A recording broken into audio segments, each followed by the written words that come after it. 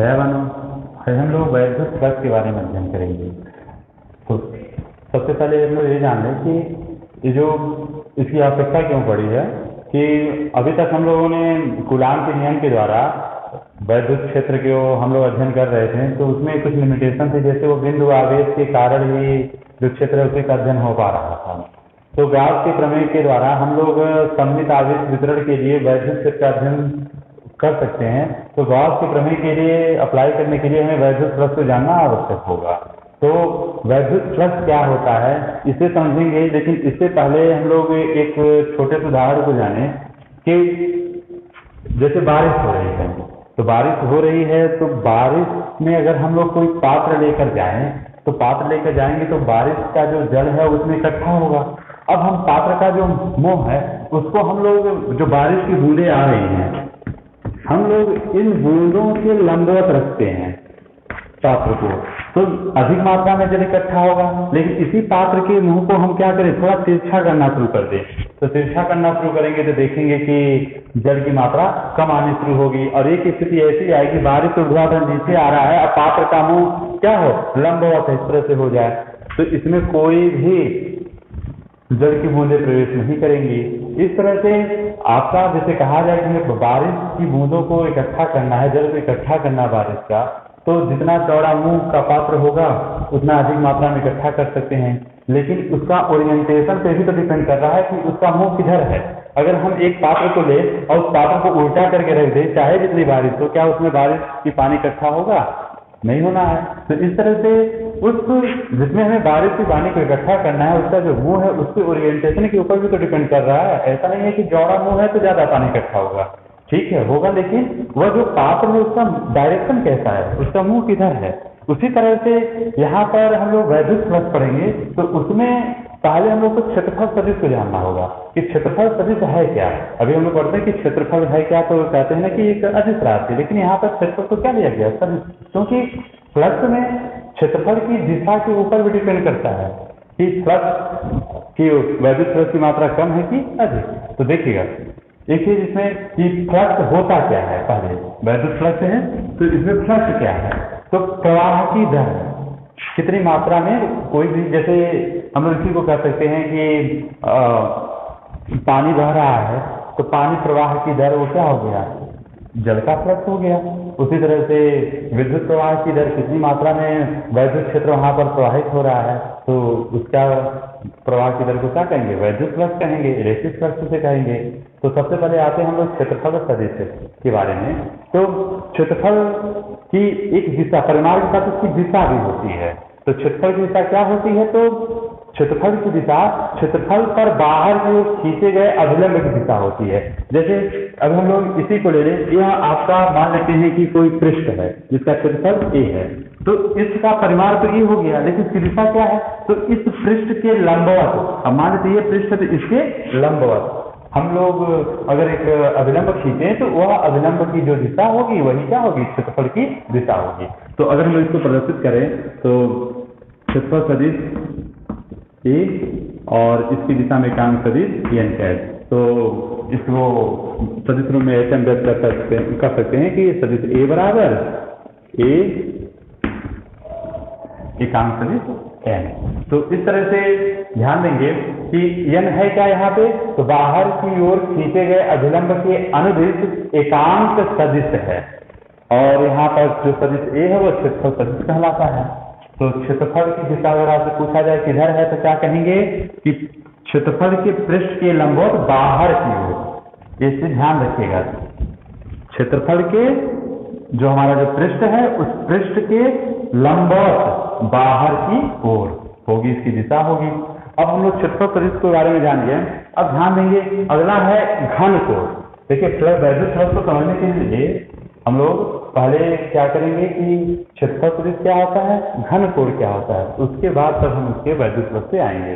तो अगला है घन कोण। तो हम लोग इससे पहले जानते होंगे कि कोण के बारे में, समतली कोण के बारे में जानते ही प्लेन एंगल होता क्या है। तो ध्यान देंगे कि किसी वृत्त की चाप वृत्त के केंद्र पर जो कोण अंतरित करता है उसको हम समतलीय कोण कहते हैं, और उसका मात्रा रेडियन जानते हैं। तो इसी तरह से कि कोई गोला है या गोलीय पृष्ठ का क्षेत्रफल गोले के केंद्र पर जो कोण अंतरित करता है उसे घनकोण कहते हैं। कोई गोलीय पृष्ठ है, गोलीय पृष्ठ अपने केंद्र पर जो कोण अंतरित करेगा वही कोण घनकोण कहलाता है, जिसको हम लोग ओमेगा से निरूपित करते हैं, ओमेगा।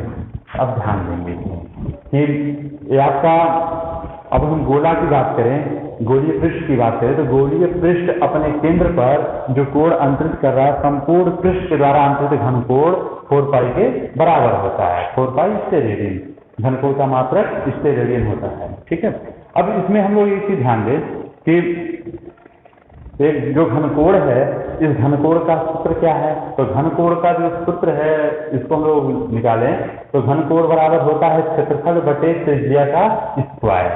ठीक है, तो ओमेगा बराबर हो जाएगा A/r²। यदि ये क्षेत्रफल के द्वारा केंद्र पर अंतरित जो घनकोण है ओमेगा बराबर वो है। यदि क्षेत्रफल सूक्ष्म हो तो डी ओमेगा बराबर dA/r²। अगर हम लोग नॉर्मल इसको देखिए तो ए क्षेत्रफल है, क्षेत्रफल का मात्रक मीटर स्क्वायर, और यह त्रिज्या है, इसका मात्रक क्या हो गया? मीटर स्क्वायर हो गया, r² मीटर स्क्वायर। तो इसका कोई मात्रक नहीं होना चाहिए, लेकिन इसका मात्रक है, इसका मात्रक है स्टेरेडियन। जैसे कोण बराबर चाप बटा त्रिज्या, तो चाप लंबाई हो गया, त्रिज्या भी लंबाई, लंबाई बटे लंबाई, मात्रक नहीं होना चाहिए, लेकिन इसका मात्रक क्या है? कोण का, तो रेडियन है। तो चलिए अब हम लोग आते हैं इससे कि अगर स्टेरेडियन की अगर आपसे वो कहा जाए कि परिभाषा क्या है, एक स्टेरेडियन कितना होगा, तो इसको हम लोग कैसे प्राप्त कर सकते हैं? तो ध्यान दें, यदि ये जो ए है या डी ए की बात कर लें, जितना ये है उतना ही नीचे वाला भी हो जाए, मतलब पृष्ठ का क्षेत्रफल एकांक हो जाए और ये जो त्रिज्या है ये भी क्या हो जाए? एकांक हो जाए, या ये दोनों बराबर हो जाए, डी ए बराबर r² कर दें। ठीक है, डी ए बराबर r²। अगर ऐसा है तो डी ओमेगा बराबर क्या हो जाएगा? 1 स्टेरेडियन। तो इस तरह से अगर इसकी हम परिभाषा की बात करेंगे तो 1 स्टेरेडियन वह घनकोण है जो गोले के पृष्ठ के एक भाग द्वारा, जिसका क्षेत्रफल गोले की त्रिज्या के वर्ग के बराबर है, उस गोले का जो एक भाग है उसका जो क्षेत्रफल है वह उसकी त्रिज्या के वर्ग के बराबर हो। तो गोले के केंद्र पर अंतरित जो कोण होता है वही क्या होता है? 1 स्टेरेडियन। फिर से सुन लें कि 1 स्टेरेडियन वह घनकोण है जो गोले के पृष्ठ के एक भाग द्वारा, जिसका क्षेत्रफल गोले की त्रिज्या के वर्ग के बराबर है, गोले के केंद्र पर अंतरित किया जाता है। ठीक है, अब ध्यान देंगे इसमें हम लोग, जैसा हमने पहले ही कहा कि कोई गोले का जो संपूर्ण पृष्ठ है उसके द्वारा गोले के केंद्र पर अंतरित जो घनकोण होता है वो 4 पाई स्टेरेडियन होता है। तो इसको देखिए, यहाँ पे जो सूत्र है ओमेगा बराबर, या ओमेगा बराबर आप देखेंगे A/r² है, तो किसी गोले का जो संपूर्ण पृष्ठ होता है वो कितना होता है? 4 पाई r²।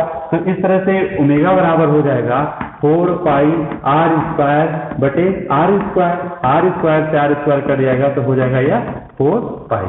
इस तरह से किसी भी गोले के द्वारा या हम करें किसी बंद पृष्ठ द्वारा, कोई भी बंद पृष्ठ हो, उस बंद पृष्ठ के द्वारा उसके केंद्र पर अंतरित जो संपूर्ण घनकोण होगा वह 4 पाई स्टेरेडियन होगा। तो किसी बंद पृष्ठ के द्वारा उसके केंद्र पर अंतरित घनकोण 4 पाई स्टेरेडियन होता है। अब हम लोग अपने टॉपिक पर आते हैं, वैद्युत फ्लक्स। तो वैद्युत फ्लक्स होता क्या है? तो ध्यान देंगे कि वैद्युत क्षेत्र में स्थित किसी काल्पनिक पृष्ठ पर वैद्युत फ्लक्स उस पृष्ठ से गुजरने वाली बल रेखाओं की संख्या की माप है।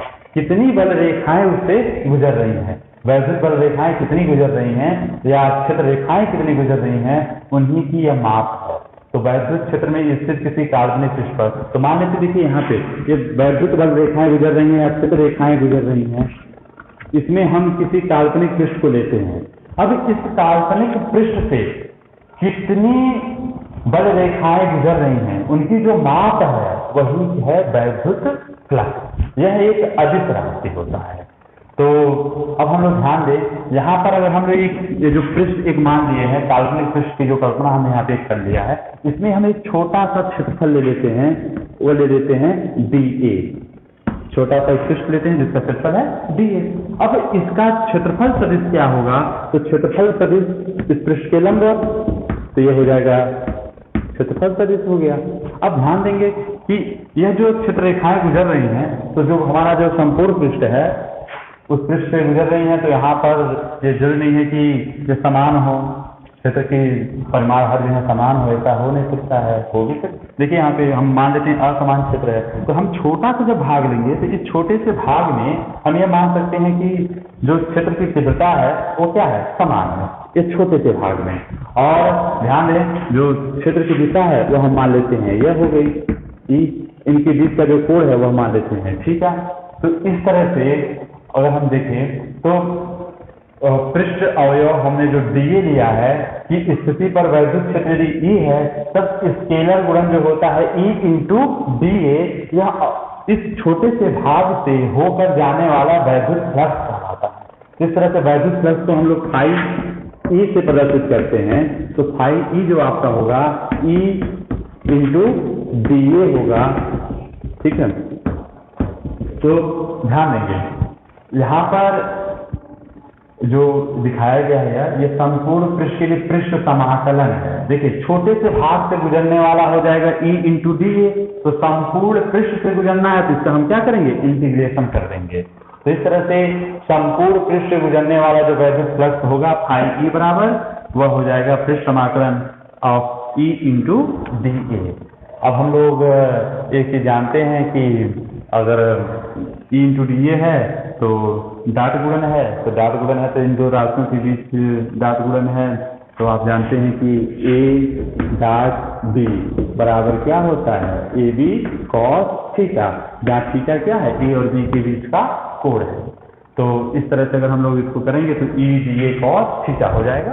तो इस तरह से देखिए अभी यहाँ पर हम लोग एक कुछ विशेष चीजों के भी बारे में जाने, जैसे यदि बल रेखाएं जो है वो पृष्ठ से बाहर निकल रही हैं, पृष्ठ से बाहर निकल रही हैं, तब हम फ्लक्स जो वैद्युत फ्लक्स है फाई E इसको धनात्मक लेते हैं, वो धनात्मक होता है। यदि वो पृष्ठ में प्रवेश कर रहा है तो वैद्युत फ्लक्स फाई E ऋणात्मक होता है।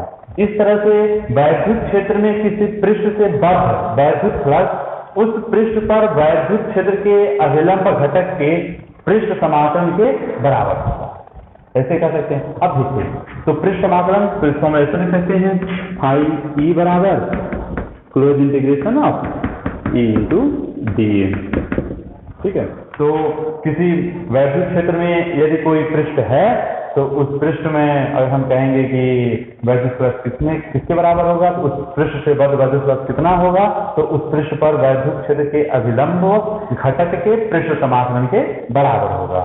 तो इस तरह से वैद्युत क्षेत्र में अगर हम किसी एक बंद पृष्ठ लेते हैं, अर्थात वह किसी आयतन को परिबद्ध करता है, जो पृष्ठ वह किसी आयतन को इंक्लोज कर रहा हो, जैसे हम गुब्बारे को ले लें, तो गुब्बारे का जो पृष्ठ है वह किसी आयतन को कवर कर रहा है, इंक्लोज कर रहा है, तो इस तरह से इस पृष्ठ से गुजरने वाला या होकर जाने वाला जो नेट वैद्युत फ्लक्स होगा वह हो जाएगा फाई E बराबर close integration of E into DA।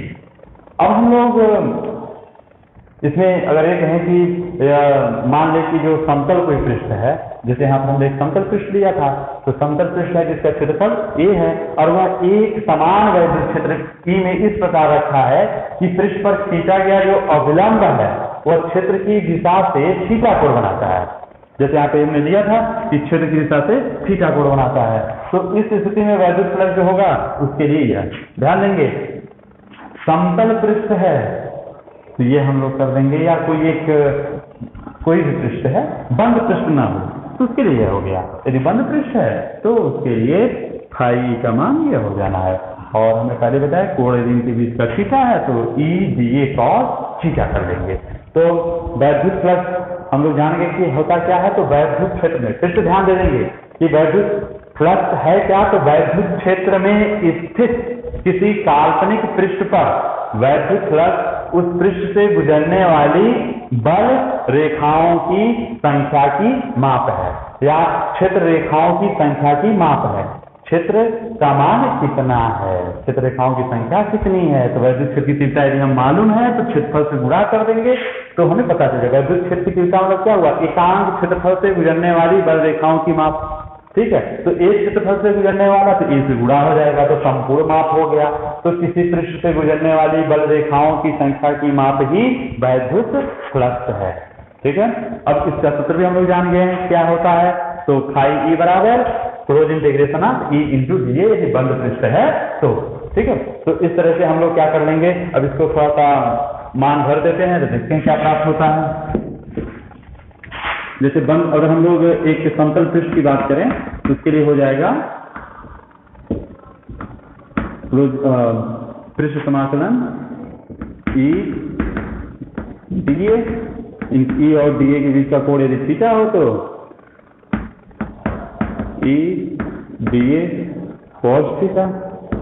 वैद्युत क्षेत्र नियत है और एक समान है तो कांस्टेंट हो गया, वो बाहर आ जाएगा। तो ई और कॉस थीटा ऑलरेडी कांस्टेंट है ही। इस तरह से अब डी ए का समाकलन करेंगे तो हो जाएगा वह ए। तो इस तरह से जो मान होगा वह हो जाएगा ई ए कॉस थीटा। इस तरह से एक किसी पृष्ठ से गुजरने वाला जो वैद्युत फ्लक्स होगा वो वैद्युत फ्लक्स हो गया ई ए कॉस थीटा। ठीक है, संपूर्ण पृष्ठ से। अब इसमें कुछ विशेष स्थितियां हम लोग ले लेते हैं, जैसे यदि यह जो वैद्युत क्षेत्र और क्षेत्रफल सदिश के बीच का जो कोण है वह जीरो हो, जीरो होगा तो cos जीरो का मान 1 हो गया। तो उस स्थिति में फाई ई बराबर ई ए मैक्सिमम हो जाएगा। ठीक है, दूसरा मान लेते हैं कि 90 डिग्री का कोण हो, वैद्युत क्षेत्र की दिशा और क्षेत्रफल सदिश की दिशा ये दोनों परपेंडिकुलर हो, तो उस स्थिति में cos 90 का मान 0 तो वैद्युत फ्लक्स का मान 0 हो जाएगा। इस तरह से अधिकतम कब होगा, जब क्षेत्र की दिशा और क्षेत्रफल की दिशा दोनों एक हो। न्यूनतम कब होगा, जब ये दोनों परपेंडिकुलर हो। अब ध्यान देंगे इसमें वैद्युत फ्लक्स का मात्रक की बात करें तो वैद्युत फ्लक्स का मात्रक क्या होता है, सूत्र देखिए फाई बराबर ई इंटू ए है। ठीक है, cos थीटा का तो मात्रक होता नहीं है, तो ई का मात्रक गुणे ए का मात्रक। ई का मात्रक होता है न्यूटन प्रति कूलाम और ए का मात्रक है मीटर स्क्वायर। जिस तरह से न्यूटन मीटर स्क्वायर प्रति कूलाम आ जाएगा इसका मात्रक, न्यूटन मीटर स्क्वायर प्रति कूलाम। इस तरह से इसका मात्रक हम लोग प्राप्त कर सकते हैं। बीमीय सूत्र में ज्ञात करना है तो ई का बीमीय सूत्र गुणे ए का बीमीय सूत्र। इस तरह से इसका बीमीय सूत्र भी मिल जाएगा, ml3 t-3 a-1 होता है। तो इस तरह से हम लोग आज वैद्युत फ्लक्स के बारे में अध्ययन किए हैं। और इसकी आवश्यकता क्यों है, क्योंकि हम लोग गॉस के प्रमेय की सहायता से अन्य चीजों के वैद्युत क्षेत्र के बारे में लोग याद करेंगे। क्योंकि जो देखा जाए कि कूलाम का जो नियम है उसके द्वारा हम लोग सिर्फ बिंदु आवेश के कार्य ज्ञात कर सकते हैं। तो सम्मित कहीं आवेश वितरण जहाँ पर हुआ उसके द्वारा अगर हमें वैद्युत क्षेत्र ज्ञात करना तो गॉस के प्रमेय का उपयोग करना होगा। तो उसके लिए हमें वैद्युत फ्लक्स की जानकारी आवश्यक थी। और वैद्युत फ्लक्स से पहले हम लोग ध्यान दें कि उससे समझने के लिए हमें घनकोण और उसी में क्षेत्रफल सदिश की भी आवश्यकता थी, जिनके बारे में आज हम लोग अध्ययन किए हैं। कल हम लोग गॉस के प्रमेय के बारे में अध्ययन करेंगे और गॉस के प्रमेय का अनुप्रयोग। अब इसमें एक कुछ विशेष चीजें हैं उनको भी ध्यान दे देंगे कि किसी पृष्ठ का जो क्षेत्रफल सदिश है वह एक भौतिक राशि है जिसका परिमाण उस पृष्ठ के क्षेत्रफल के बराबर होता है और जिसकी दिशा उस पृष्ठ के लंबवत होती है। और दूसरा ये ध्यान रखेंगे कि कोई भी बंद पृष्ठ है उसके भीतर के प्रत्येक बिंदु पर जो अंततः घनकोण होगा वह होगा 4 पाई। ठीक है, अब आगे हम लोग कल पढ़ेंगे गॉस का प्रमेय और गॉस के प्रमेय का